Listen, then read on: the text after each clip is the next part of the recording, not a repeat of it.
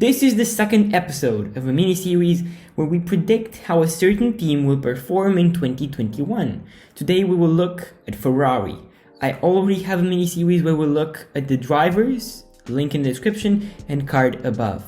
Let's start. We're going to analyze three things: the championship position, the car performance, and the development cutoff point. I'll explain this when we get to it. Let's start with the championship position. 5th place. I don't want to waste any more time. 5th place. Bonotto said that their aim is 3rd in the championship, but I think that's just not realistic. They had one of the hardest years in history in 2020, and to bounce back from such a terrible year, they would need something really special up their sleeves. They finished 6th in the standings in 2020, and for 2021 I put them one place higher. I think that the only way to go from now on is up. They can only improve.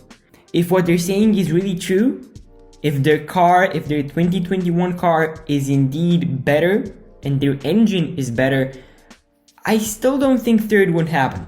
But I think that 5th in the standings is a more realistic result.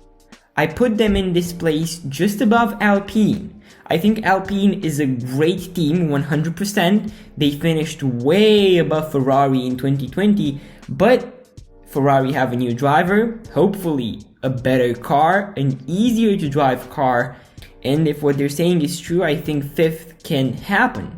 They really should be at least a bit happy if they can consistently finish in the points and get into Q3 every time and maybe step on the podium a few times. Let's now move on to car performance.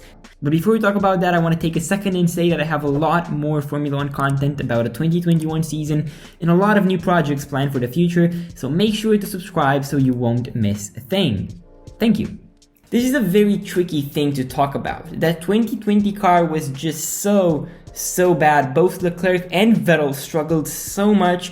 I remember it so vividly. Both of them messed up in the same corner in Monza in a free practice session. That car was just so unstable, had so many reliability problems, and they should at least try to improve that. What I never really quite understood, and I know I'm not an engineer or an aerodynamicist, but when every car at the top end of the grid, McLaren, Renault, Mercedes, Red Bull, Racing Point, have a slim aerodynamic nose, why does Ferrari need to stick with, frankly, an old and outdated design?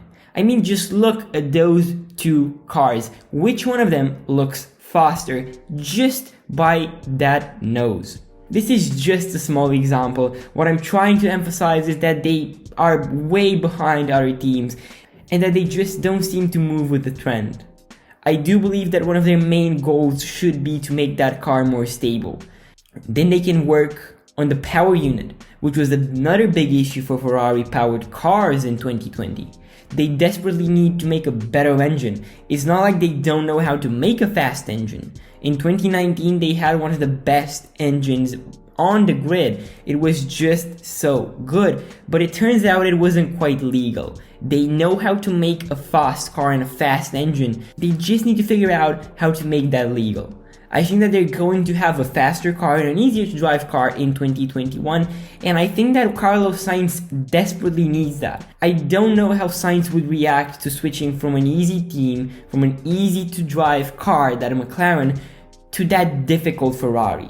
They need to make a great car, otherwise both of their drivers would struggle, especially Sainz, who is moving into a new car and into a new environment and needs a comfortable experience and confidence in that car, and I hope Ferrari can give him that. Now let's get to my favorite point, the development cutoff point.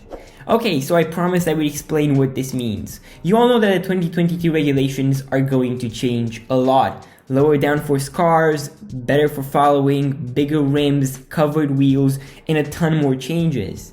Teams are going to play a really hard balancing game in 2021. When are they going to stop developing and improving their 2021 cars and focus 100% of their efforts into that 2022 car? This is what I mean by development cutoff point. Ferrari have an especially difficult decision to make here. What I and many people would do is completely abandon the 2021 car and focus everything on the new regulations, hoping that they might create a brilliant car for the new regulations and maybe finish in the top 3 again or even fight for a title. In my opinion, it is useless to focus too much on this year's regulations because they just don't stand a chance against the giants like Mercedes or Red Bull. But they can't abandon the 2021 car right now. That's a bit too exaggerated. I predict that they're going to put some effort in the 2021 car because they still want to have a decent year and they don't want to finish dead last. But I think that they're going to stop the 2021 development earlier than other teams that fight for the championship, like Red Bull, for example.